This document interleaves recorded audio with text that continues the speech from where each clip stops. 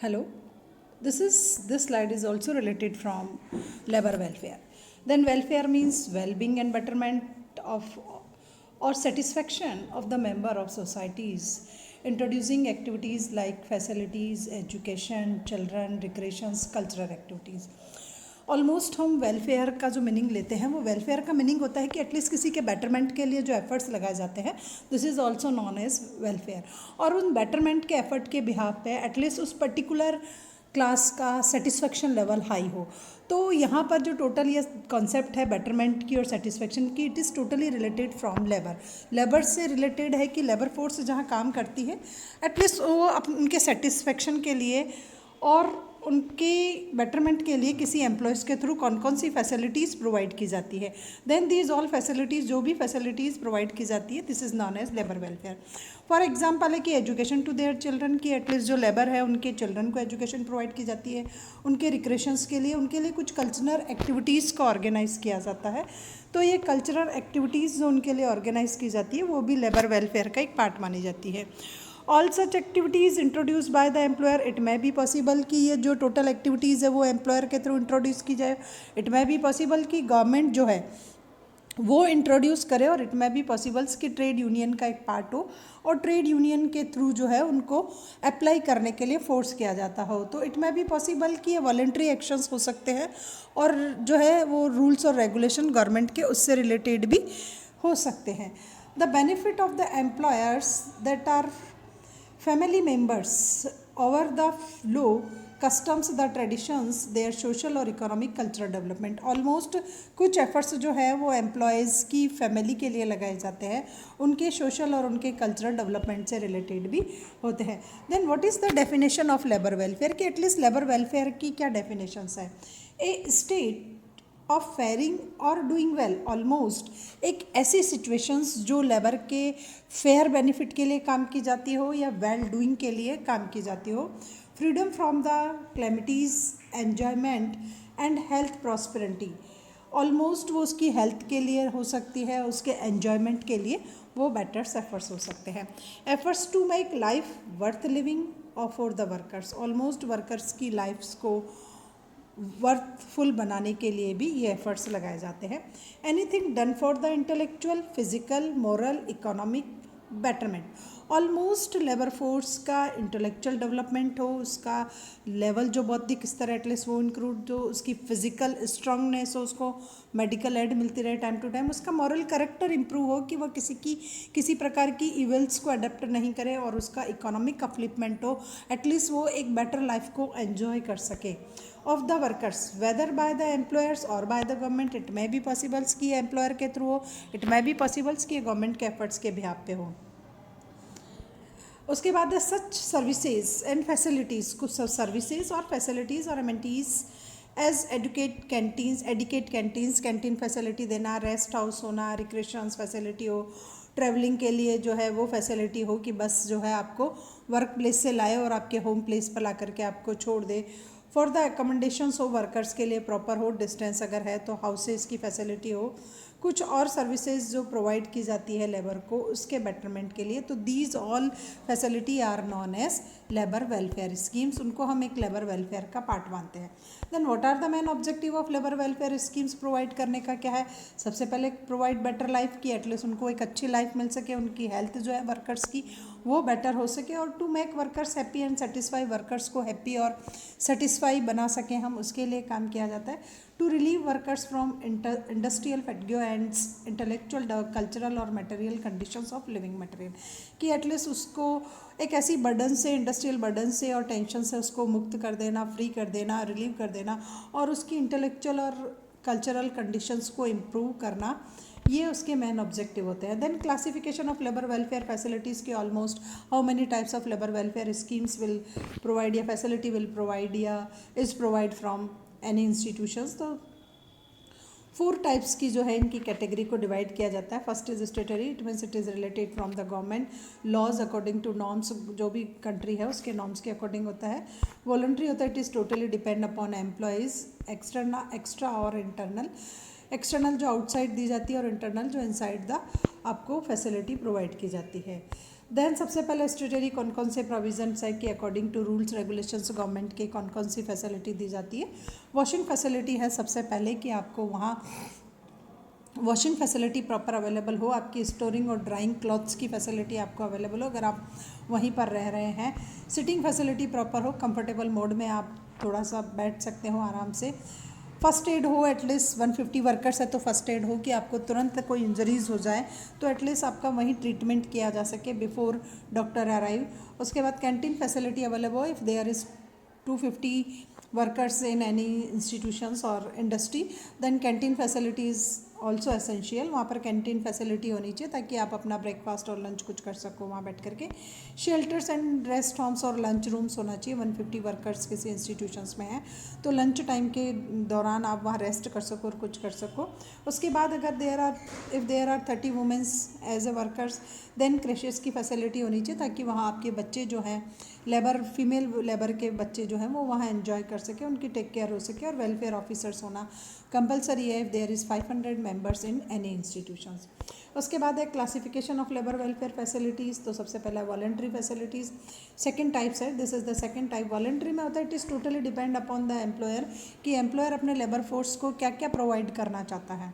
First है educational facility कि आपके चिल्ड्रन के लिए वो एजुकेशन फैसिलिटी प्रोवाइड करे, स्कूल्स वहीं हो और आपके बच्चे उसी स्कूल में, आपके जहाँ इंडस्ट्री है एटलीस्ट वहीं स्कूल में आपके बच्चे जो है वहाँ पढ़ सकते हो। उसके बाद है ट्रांसपोर्ट फैसिलिटी कि आपको बस जो है वो लाने ले जाने के लिए फैसिलिटी हो कि आप बस से आए और बस से जा सकते हो। कुछ ऐसी रिक्रेशनल फैसिलिटी हो कि टाइम टू टाइम आपके एंटरटेनमेंट के लिए भी वहाँ पर कुछ ऑर्गेनाइज किया जाए और है अदर फैसिलिटीज़ आपको वहाँ प्रोवाइड की जाए। उसके बाद है classification of labour welfare facility, उसमें है इंट्राम्यूरल एक्टिविटीज़। तो सबसे पहला है कि लेट्रिन्स एंड यूरिनल्स होना कंपलसरी है कि कभी भी आपको इन फैसिलिटी जब भी ऑलमोस्ट पड़ती है, जब हमारा 6 और 8 आवर स्टे करते हैं हम वहाँ, तो इन फैसिलिटी की रिक्वायरमेंट लेबर को होती है तो एटलीस्ट वो फैसिलिटी प्रॉपर। और शिफ्टिंग चेंज होती है, कभी मॉर्निंग कभी नाइट शिफ्टिंग, तो ज़रूरी होता है वॉशिंग एंड बाथिंग फैसिलिटी भी वहीं हो कि एटलीस्ट आप वहीं नहा सक करके वापस आप अपने घर आ सकते हो। कुछ वर्क ऐसे होते हैं जहाँ पर नहा करके निकलना कंपलसरी हो जाता है तो आप वहीं से निकल सकते हो। क्रशेज़ होना कंपलसरी है कि बच्चों की टेक केयर हो सके। फीमेल लेबर अगर वहीं काम कर रही है तो आपके बच्चे भी वहाँ एंजॉय होकर के टाइम स्पेंड कर सके और उसकी प्रॉपर टेक केयर हो सके और आप टाइम टू टाइम उनको देख सकते हो जा करके। रेस्ट रूम हो, शेल्टर रूम्स हो, कैंटीन्स हो, ये फैसिलिटी होना कंपलसरी है। उसके बाद अरेंजमेंट ऑफ ड्रिंकिंग वाटर की पीने के लिए पानी चाहिए तो उसकी प्रॉपर फैसिलिटी होना ज़रूरी है कि आप अपने साथ इतना पानी भी नहीं ले जा सकते हो कि आप पूरे दिन वहीं उसी करो। हेल्थ सर्विसेज होनी चाहिए ताकि आपको तुरंत जब कभी भी मेडिकल ट्रीटमेंट की रिक्वायरमेंट हो तो एटलीस्ट आपको वहीं कोई विज़िट करने आ सकता हो डॉक्टर, आप उसको दिखा सकते हो। उसके बाद फर्स्ट एड फैसिलिटी हो कि अचानक कुछ चोट लग गई हो या अचानक कुछ ऐसी सर्कमटेंस क्रिएट हो गई कि तुरंत आपको फर्स्ट एड फैसिलिटी वहीं प्रोवाइड की जा सके। उसके बाद है यूनिफॉर्म आपको हो, पर्टिकुलर जिस इंडस्ट्री में आप काम कर रहे हो उसकी यूनिफॉर्म आपको वहीं से अवेलेबल कराए। आपके सेफ्टी शूज़ आपको वहीं पर दे आए। उसके बाद कुछ इक्विपमेंट्स होते हैं जैसे जो कोल माइंस में काम करते हैं उनको गोगल वगैरह और शील्ड वगैरह, हेलमेट्स वगैरह, बहुत सी इंडस्ट्रीज ऐसी होती है जहाँ इनकी रिक्वायरमेंट होती है। कंस्ट्रक्शन वाली इंडस्ट्री होती है तो वहाँ इनकी रिक्वायरमेंट होती है, तो ये आपको उसी इंडस्ट्री के थ्रू, उसी एजेंसी के थ्रू प्रोवाइड कराया जाए। उसके बाद प्रोविज़न टू पेड लीव्स, आपको पेड लीव्स एंजॉय करने का हो कि एटलीस्ट 1 और 2 CL पर मंथ हो।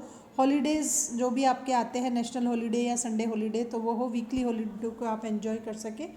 तो जितनी भी फैसिलिटी है गवर्नमेंट के नॉर्म्स के अकॉर्डिंग होती है, then this is known as statutory facility और एक्स्ट्रा फैसिलिटी। इंट्रा फैसिलिटी अब आती है extra facility and it is totally voluntary. Provision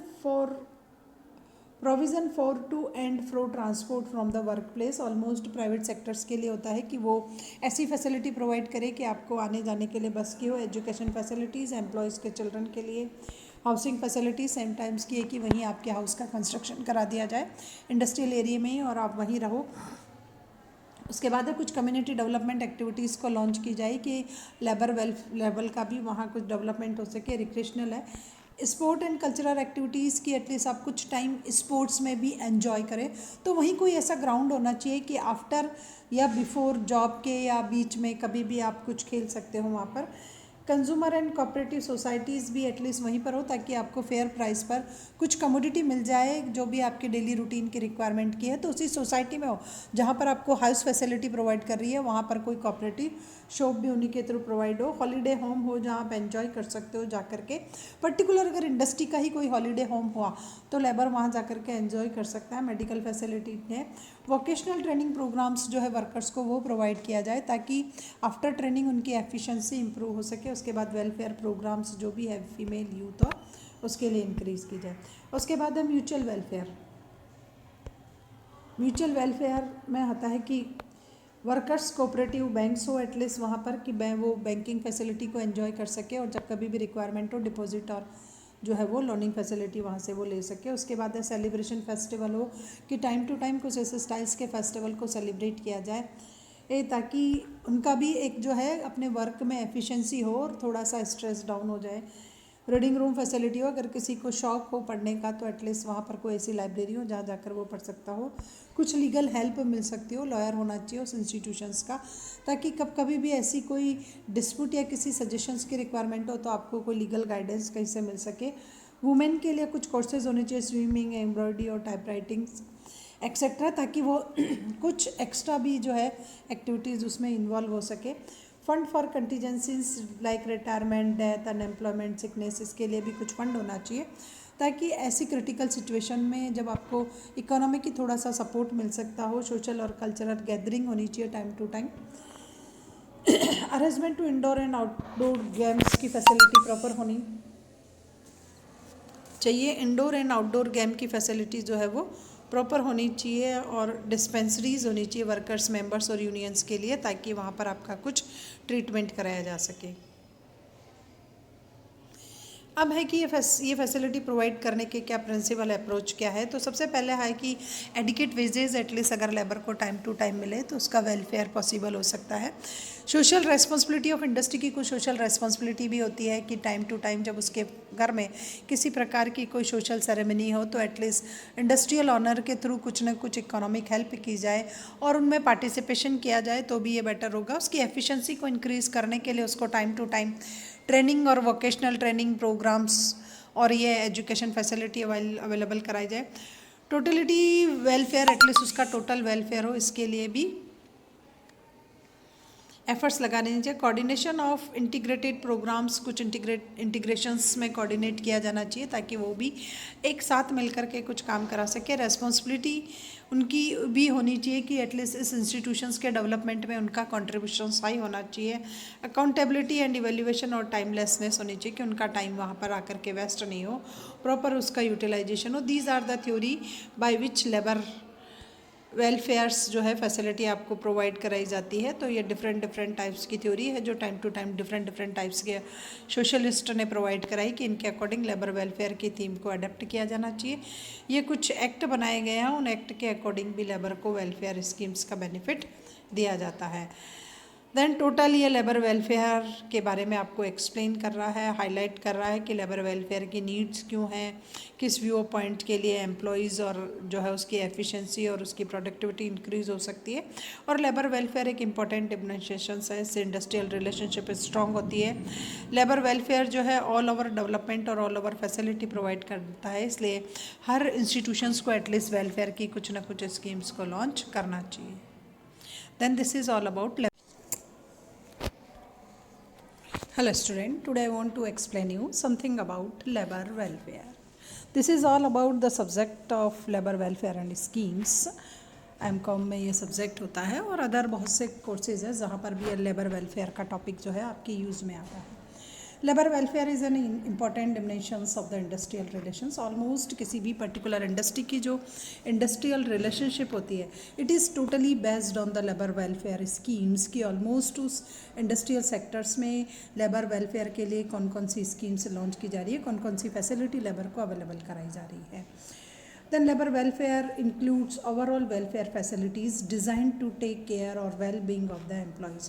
Almost labor welfare में total उन schemes, उन facilities को include किया जाता है which are designed to take care of employees. Almost जिसमें employees का interest हो उसको take care किया जाता हो employees को in order to increase their living standards और उसके employees के living standard को improve करने के लिए, उसके interest को improve करने के लिए टोटल जो भी फैसिलिटीज़ उस इंडस्ट्री के थ्रू लॉन्च की जाती है या प्रोवाइड की जाती है फैसिलिटीज़, उन सभी को हम लेबर वेलफेयर के नाम से जानते हैं. It is also provided by government and non government agencies और ट्रेड यूनियन. ऑलमोस्ट गवर्नमेंट के थ्रू भी वेरियस टाइप्स की लेबर वेलफेयर स्कीम्स प्रोवाइड की जाती है. नॉन गवर्नमेंट सेक्टर्स होता है, वहाँ भी जो है इस स्टाइल की फैसिलिटी होती है. और ट्रेड यूनियन अपने एम्प्लॉयज़ को इस स्टाइल्स की फैसिलिटी को प्रोवाइड कराने के लिए किसी भी इंडस्ट्रियल यूनिट पर बाउंडेशंस भी क्रिएट कर सकते हैं. Then the history of labour welfare, at least in India, labor welfare started sometimes during the First World War. After the First World War, during the First War जो है लेबर वेलफेयर स्कीम्स इंडिया में start हो गई थी. Till the well being of the workers in the factories was hardly थो bye anybody's. Almost उस style में worker की जो कंडीशंस थी, उस कंडीशंस को इम्प्रूव करने के लिए यह सब लॉन्च किया गया. Industrial labour organisation has play very significant role in labour welfare. Labour welfare के लिए ILO का जो रोल है वो बहुत पावरफुल और बहुत स्ट्रॉन्ग है और बहुत सिग्निफिकेंट है. ILO को भी यहाँ पे ही इंडस्ट्रियल सेक्टर्स में लेबर को इतनी सारी फैसिलिटी प्रोवाइड की जाती है. Formed by Indian central government and state government of welfare of labour in industries. Almost हमारी सेंट्रल गवर्नमेंट और स्टेट गवर्नमेंट भी लेबर वेलफेयर के लिए बहुत सी फैसिलिटी जो है वो प्रोवाइड करती है. कुछ नॉर्म्स और रूल्स रेगुलेशन प्रोवाइड की जाती है. Then what is the definition of labour welfare कि according to the Arthur James, labour welfare means anything done for the comfort and improvement, almost anything which main objective to provide comfort zone and improvement the intellectual and social environment of an employees की. Almost labour welfare में हम उन सब को include करते हैं जो labour का सोशल और इंटेलेक्चुअल इम्प्रूवमेंट करती है, उसका बौद्धिक और सामाजिक दोनों का विस्तार करती है, उसको एक कंफर्ट जोन प्रोवाइड करती है. Of the employees over and above the wages, almost wages में भी इसको इंक्लूड किया जाता है. Which is not necessary, which wages paid which is not necessary of the industries की जो ये ज़रूरी नहीं है कि इसमें वेजेस को इंक्लूड किया जाता हो, but it may be possible. Wages एक टारगेट होता है. बाकी अदर सोशल और इंटेलेक्चुअल डेवलपमेंट के लिए जो फैसिलिटी लॉन्च की जाती है, एटलीस्ट उन्हीं को हम लेबर वेलफेयर स्कीम्स के नाम से जानते हैं.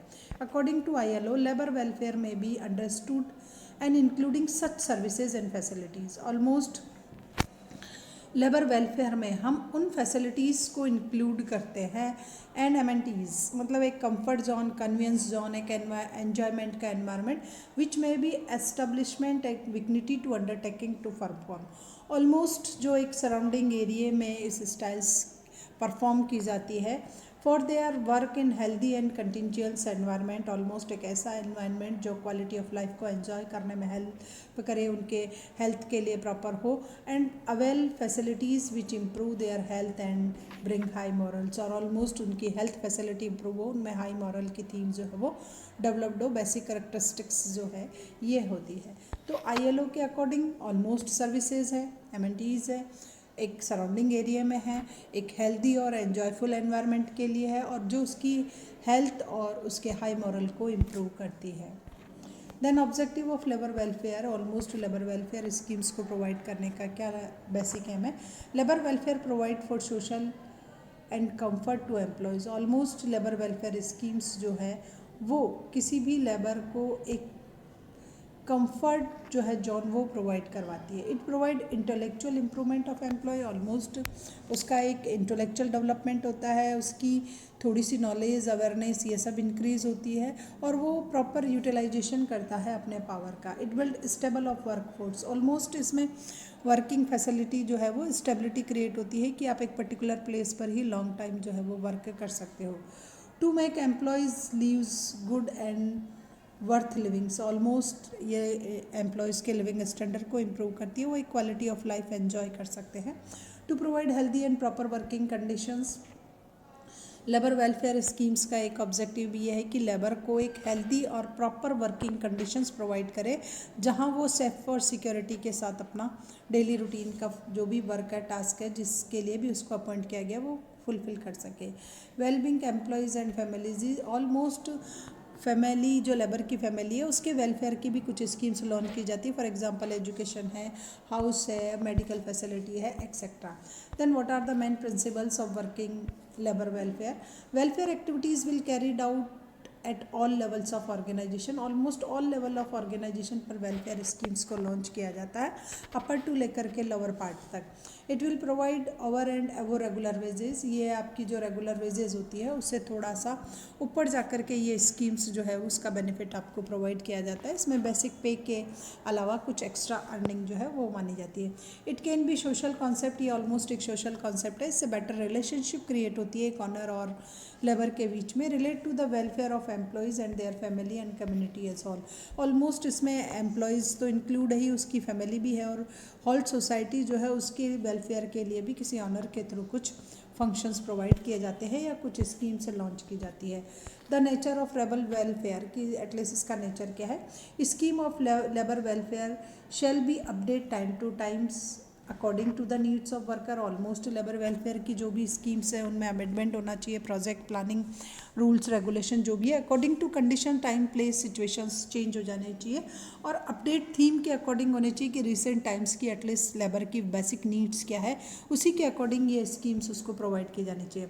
Labour welfare provide facilities in addition to the regular wages and other economic benefits. Almost labour welfare जो है वो द वेजेस फैसिलिटी प्रोवाइड करती है. ये वेजेस में थोड़ा सा कुछ एडिशंस है जिससे आप अपनी लाइफ को एंजॉय कर सको, एंड अदर इकोनॉमिक बेनिफिट जो है वो लेबर वेलफेयर में इंक्लूड किए जाते हैं. और ये आपको फॉर एग्जांपल है हाउस रेंट है, मेडिकल है, अदर फैसिलिटी है, वो सब लेबर वेलफेयर में इंक्लूड होती है.